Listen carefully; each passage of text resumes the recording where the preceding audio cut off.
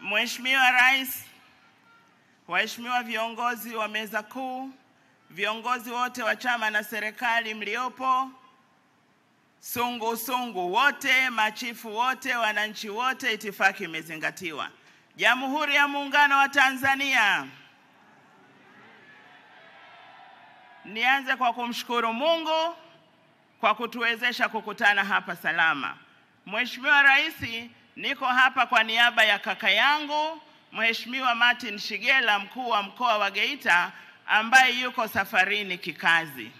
Kutoka Geita tumewakilishwa na sungu 1000 ambao wamekuja hapa kukupongeza, kukuunga mkono na kushiriki pamoja nawe katika hafla hii adhimu.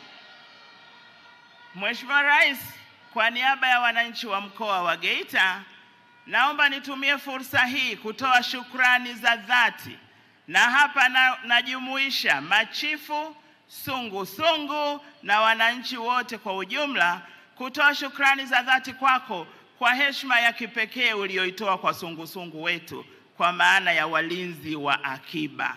Tunakushukuru sana. Kwa mara ya kwanza umeandika historia ya kukutana na sungu wote wa kanda ya Ziwa kwa wakati mmoja. Hili ni tukio kubwa sana na kwetu sisi ni heshima ya pekee sana. Tunakushukuru sana. Lakini Mheshimiwa Rais, kwa niaba ya wananchi wa Geita na Kagera, napenda nitumie fursa hii kukushukuru na kukupongeza sana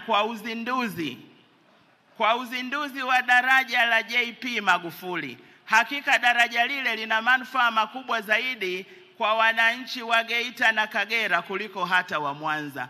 Umetufungua, tumefurahi sana, tumefarijika sana, tunakupongeza sana. Mheshimiwa Rais, kwa niaba ya wananchi wa mikoa ya Geita na Kagera, napenda nikuhakikishie mambo mawili tu. La kwanza, tunakupenda sana. La pili, kwa kushirikiana na walinzi wa jadi tutahakikisha heshima yako katika kanda ya Ziwa inalindwa wakati wote. Mwisho, tunasema tunakwenda kufanya kampeni kabambe kuhakikisha kwamba tunatangaza yale yote mazuri uliyoyafanya. Hapa sitataja mradi hata mmoja kwa maslahi ya muda, lakini nikuthibitishie kwamba Oktoba tunatiki kwa Daktari Samia Suluhu Hassan. Asante sana Mheshimiwa Rais. Asante sana Mheshimiwa Rais wa Jamhuri ya Muungano wa Tanzania.